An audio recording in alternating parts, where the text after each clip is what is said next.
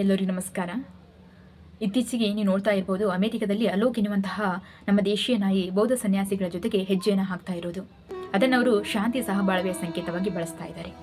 ಆದರೆ ನಮ್ಮ ದೇಶದಲ್ಲಿ ದೇಶೀಯ ನಾಯಿಗಳ ಪರಿಸ್ಥಿತಿ ಬಹಳಷ್ಟು ಶೋಚನೀಯವಾಗಿರೋದನ್ನು ನಾವು ಕಾಣಬಹುದು.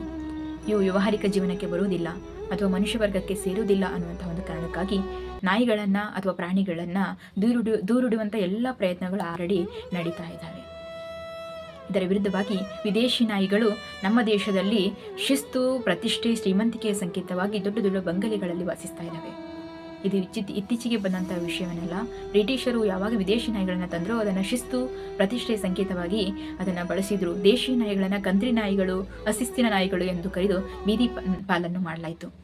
ಆದರೆ ಪ್ರಾಚೀನ ಕಾಲದಿಂದಲೂ ಮನುಷ್ಯ ನಾಯಿಯನ್ನು ಬಳಸ್ಕೊಳ್ತಾ ಬಂದಿದ್ದ, ತನ್ನ ಸಂಗಾತಿಯಾಗಿ ನಾಯಿಯನ್ನು ಯಾವಾಗಲೂ ಜೊತೆ ಇರಿಸ್ಕೊಳ್ತಾ ಇದ್ದ.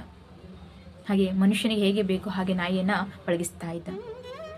ನಿಯತಿಗೆ ಹೆಸರಾಗಿರುವಂತಹ ನಾಯಿ ಯಾವಾಗಲೂ ಮನುಷ್ಯನ ಜೊತೆ ಇತ್ತು. ಆವಾಗ ಮನುಷ್ಯರಿಗೆ ನಾಯಿಯ ಅಗತ್ಯತೆ ಬಹಳಷ್ಟು ಇತ್ತು. ಆದರೆ ಈಗ ನಾಯಿಗಳಿಗೆ ಮನುಷ್ಯರ ಅಗತ್ಯ ಇದೆ, ಆದರೆ ನಾವು ಪ್ರೀತಿಯನ್ನು ತೋರಿಸ್ತಾ ಇಲ್ಲ. ಈಗ ಹೇಗೆ ಬೌದ್ಧ ಸನ್ಯಾಸಿಗಳ ಜೊತೆಗೆ ನಾಯಿ ಹೆಜ್ಜೆ ಹಾಕ್ತಾ ಇದೆಯೋ ಹಾಗೆ ಮಹಾಭಾರತದಲ್ಲಿ ಕೂಡ ಯುಧಿಷ್ಠರನ್ನು ಸ್ವರ್ಗಾರೋಹಣ ಮಾಡುವಂತಹ ಸಂದರ್ಭದಲ್ಲಿ ಅವನ ಕೊನೆವರೆಗೂ ಹೆಜ್ಜೆ ಹಾಕಿದಂಥ ಒಂದು ಪ್ರಾಣಿ ಅಂತಂದರೆ ಅದು ನಾಯಿ.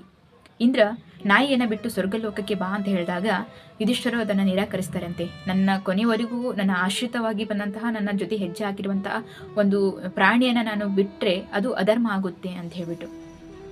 ಸೊ ಈ ಮಹಾಭಾರತದ ಕಥೆಗಳು ಕೇವಲ ಪುರಾಣಗಳಷ್ಟೇ ಅಲ್ಲದೆ ಮನುಷ್ಯನಿಗೆ ನೈತಿಕ ಪಾಠವನ್ನು ಕೊಡುವಂತಹ ಒಂದು ಪಾಠಗಳಾಗಿದ್ದಾವೆ ಅಂತ ಹೇಳ್ಬೋದು. ಆದರೆ ಇತ್ತೀಚಿನ ದಿನಗಳಲ್ಲಿ ನಮ್ಮ ಭಾರತೀಯ ನಾಯಿಗಳ ಪರಿಸ್ಥಿತಿ ಯಾವ ರೀತಿಯಾಗಿದೆ ಅಂತಂದರೆ, ಒಂದು ಹೊತ್ತು ಆಹಾರ ಇಲ್ಲದೆ, ನೀರಿಲ್ಲದೆ ಎಷ್ಟು ನಾಯಿಗಳು ಕಾಯಿಲೆಗೆ ಬಿದ್ದು ಸಾಯ್ತಾ ಇರೋದನ್ನು ನಾವು ಕಾಣಬಹುದು. ಮನುಷ್ಯರು ಹೇಳ್ತಾರೆ, ನಾಯಿಗಳು ಸುಖ ಸುಮ್ಮನೆ ಮನುಷ್ಯರ ಮೇಲೆ ಆಕ್ರಮಣವನ್ನು ಮಾಡ್ತವೆ ಅಂತ ಹೇಳ್ಬಿಟ್ಟು. ವರದಿಯ ಪ್ರಕಾರ ನಾಯಿಗಳು ಸುಖ ಸುಮ್ಮನೆ ಮನುಷ್ಯರ ಮೇಲೆ ಆಕ್ರಮಣವನ್ನು ಮಾಡುವುದಿಲ್ಲ. ಒಂದು, ಅವುಗಳಿಗೆ ಹಸಿವಾಗಿರಬೇಕು.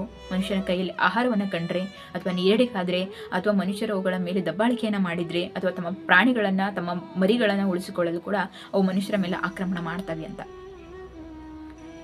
ಸೊ ಒಂದು ವೇಳೆ ಸುಖ ಸುಮ್ಮನೆ ಆಕ್ರಮಣ ಮಾಡಿದರೂ ಕೂಡ ಅದಕ್ಕೆ ವೈಜ್ಞಾನಿಕ ಕಾರಣಗಳು ಏನು ಅನ್ನುವಂಥದ್ದು ಕೂಡ ನಾವು ಕಂಡುಹಿಡ್ಕೊಳ್ಬೇಕು. ಸೊ ಹಾಗಾಗಿ ಇದಕ್ಕೆ ಪರಿಹಾರಗಳೇನು ಅಂತಂದರೆ, ಎಲ್ಲರೂ ಕೂಡ ನಾಯಿಗಳಿಗೆ ಆಹಾರವನ್ನು ಹಾಕೋಣ, ಒಂದಿಷ್ಟು ನೀರನ್ನು ಹಾಕೋಣ, ಕಾಯಿಲೆ ಬಿದ್ದಂತಹ ನಾಯಿಗಳಿಗೆ ಚಿಕಿತ್ಸೆಯನ್ನು ಕೊಡೋದಾಗಿರ್ಬೋದು ಅಥವಾ ಲಸಿಕೆಯನ್ನು ಒದಗಿಸೋ ಕೆಲಸವನ್ನು ಕೂಡ ನಾವು ಮಾಡೋಣ.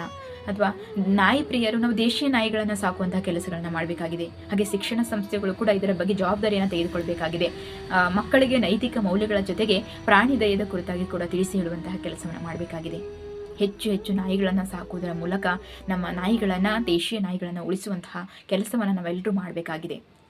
ಮಹಾತ್ಮ ಗಾಂಧೀಜಿಯವರು ಒಂದು ಮಾತು ಹೇಳ್ತಾರೆ, ಒಂದು ದೇಶದ ನೈತಿಕ ಪ್ರಗತಿಯನ್ನು ಅಳೆಯಬೇಕಾದ್ರೆ ಅವರು ಪ್ರಾಣಿಗಳ ಮೇಲೆ ಯಾವ ರೀತಿ ಎಷ್ಟೊಂದು ದಯೆಯನ್ನು ತೋರಿಸಿದ್ದಾರೆ ಅನ್ನೋದರ ಮೇಲೆ ನಾವು ದೇಶದ ನೈತಿಕ ಪ್ರಗತಿಯನ್ನು ಅಳೆಯಬಹುದು ಅಂತ. ಸೊ ಹಾಗಾಗಿ ಹೆಚ್ಚು ಹೆಚ್ಚು ನಾಯಿಗಳಿಗೆ ಆಹಾರ ಹಾಕುವಂಥ, ಅವುಗಳನ್ನು ಉಳಿಸುವಂತಹ ಕೆಲಸವನ್ನು ನಾವೆಲ್ಲರೂ ಮಾಡಬೇಕಾಗಿದೆ ಅಂತ ಹೇಳ್ತಾ ಥ್ಯಾಂಕ್ ಯು.